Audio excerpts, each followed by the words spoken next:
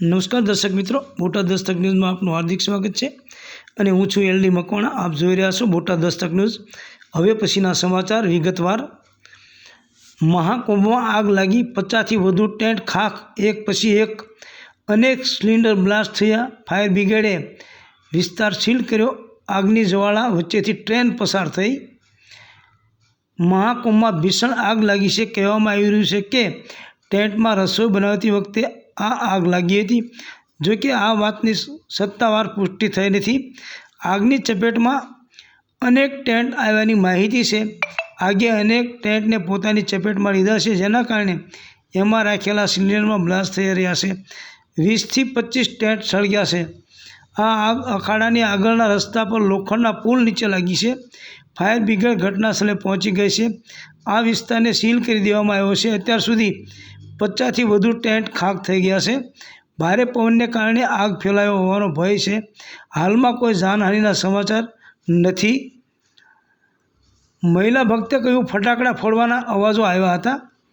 મહાકુંભ મેળાના સેક્ટર 19માં લાગેલી આગ સેક્ટર 20 સુધી પહોંચી ગઈ છે। આકાશમાં ધુમાડો જોઈને અરાજકતા ફેલાઈ ગઈ હતી। અત્યાર સુધીમાં 50થી વધુ કેમ્પ પ્રભાવિત થયા છે। આગ ઝડપથી સેક્ટર 20 તરફ ફેલાઈ રહી છે। ગીતા પ્રેસ ગોરખપુરના કેમ્પને પણ અસર થઈ છે। આગ હજુ સુધી કાબૂમાં આવી નથી। આગ હજુ પણ સતત ભડકી રહી છે। ઘટનાસ્થળે 1 ડઝનથી વધુ એમ્બ્યુલન્સ અને ફાયર બ્રિગેડના વાહનો પહોંચી ગયા છે। આગ લાગવાનું કારણ જાણી શકાયું નથી।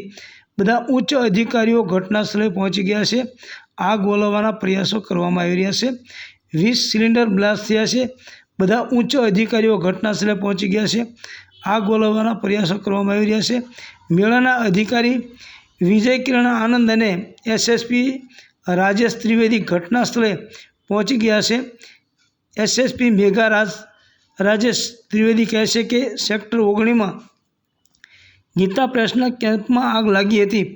આગ પર કાબૂ મેળવી લેવામાં આવ્યો છે। કોઈ જાનહાનિ નથી। કારણોની તપાસ કરવામાં આવી રહી છે।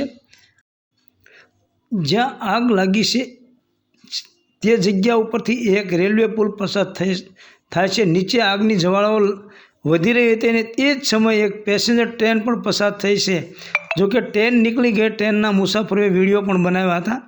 સૌજન્ય દિવ્યા ભાસ્કર, બોટાદ દસ્તક ન્યૂઝ, એલડી મકવાણા, બોટાદ।